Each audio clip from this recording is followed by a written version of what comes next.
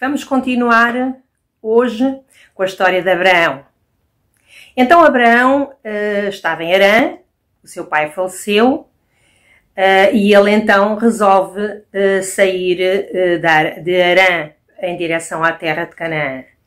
Leva a sua esposa Sarai com ele e seu sobrinho Ló. E ele vai e continua a sua caminhada. E diz em Gênesis 12, 7, apareceu o Senhor a Abraão e lhe disse: darei à tua descendência esta terra. Ali edificou Abraão um altar ao Senhor, que lhe aparecera. Então Abraão,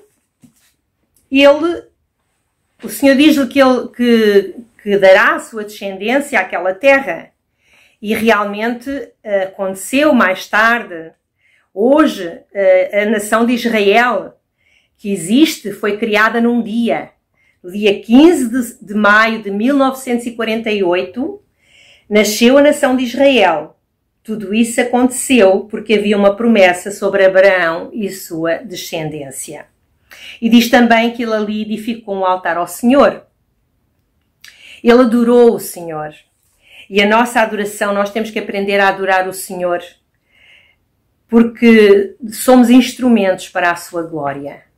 E quando adoramos, quando entendemos que o Senhor quer o nosso bem, que o Senhor é digno de toda a nossa adoração, de todo o nosso louvor, de toda a nossa entrega a Ele, nós o adoramos. E a adoração tem que ser uma resposta para Deus ao propósito que Ele tem para nós. Mas então, continuando, saiu dali, armou a sua tenda entre Betel e Ai. Betel significa casa de Deus e Ai significa ruína e queda. Ele estava entre duas situações, entre a casa de Deus e a queda e a ruína. Mas ele, passado algum tempo, começou a haver fome naquela terra e o que é que acontece? Abraão resolve não esperar pela palavra de Deus, não espera que Deus fale com ele e vai-se embora e desce até o Egito.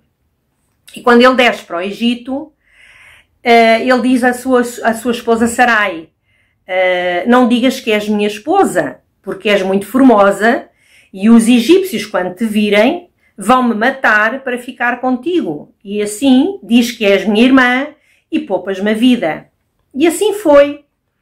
Assim que os príncipes do faraó viram Sarai, que tinha uma beleza, uma formosura de sobremaneira formosa, eles levaram-na para a casa do faraó e o faraó fez dela sua esposa. E nesse momento a casa de faraó foi acometida por pragas terríveis, toda a família. E quando o faraó desconfiou que realmente ela, Sarai, era esposa de Abrão e não irmã, resolveu mandá-lo embora e disse: vai-te embora e leva tudo o que tens, porque o faraó tinha sido muito bom para com Abrão. Tinha-lhe dado muitos bens, tinha-lhe dado camelos, jumentos, ovelhas, servos, servas, e Abraão se tornou muito rico. E Abraão foi-se embora. Ele mandou embora e Abraão foi-se embora. Então, ele volta novamente, ele vai para o deserto de Negueb e volta novamente para o primeiro sítio onde tinha estado, entre Betel e Ai. E aí permanece por algum tempo. O que é que isto nos mostra? Nós somos iguais. Nós somos iguais. Muitas vezes não queremos dar uma ajudinha a Deus, não queremos esperar pelo tempo dele, que é sempre o melhor. Temos as nossas dúvidas, a nossa carnalidade e por vezes fazemos asneira quando poderíamos esperar o tempo de Deus e as coisas serem diferentes. Mas acontece com todos nós, somos humanos, e Deus sabe disso, e Deus conhece o homem, sabe que nós somos pó, e sem Ele nada somos, porque o Senhor diz que sem Ele nada podemos fazer. Então, aquilo que nós temos que fazer é realmente esperar o tempo de Deus. E não ser impacientes como Abraão foi. Abraão foi impaciente. E, apesar de tudo, ele sofreu algumas consequências por causa dessa impaciência. Se ele tivesse... Porque o Senhor mandou para a terra de Canaã e era ali que ele tinha que ficar. E ele não ficou. Desceu ao Egito. Depois teve que voltar novamente para o mesmo sítio. Peregrinou, andou pelo deserto, sei lá, se calhar dias, semanas, meses, enfim, anos não direi, mas muito tempo, até realmente se voltar a estabelecer naquele sítio. E nós todos os dias temos que lutar também contra a nossa carne, sermos mais dependentes de Deus, na nossa família, nos nossos negócios, no nosso trabalho.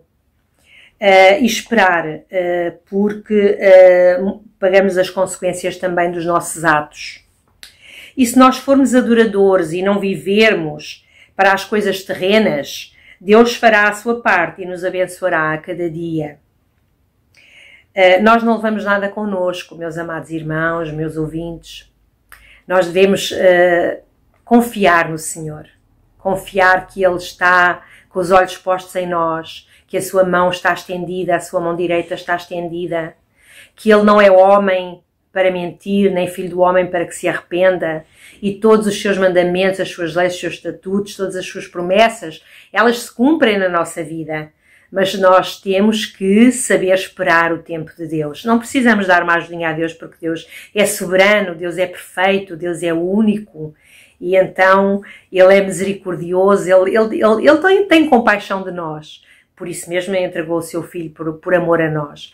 Mas muitas vezes nós pecamos contra o nosso Pai Celestial exatamente porque não sabemos esperar quando devíamos esperar que Ele falasse, que Ele dissesse vai por aqui, vai para ali, e não vais por aqui, vai por ali. Então, entregue-se a Cristo, meu irmão. Abandone os seus ídolos, abandone os seus desejos carnais, abandone todas as coisas que não são do chamado e do propósito de Deus e verá a sua vida transformada.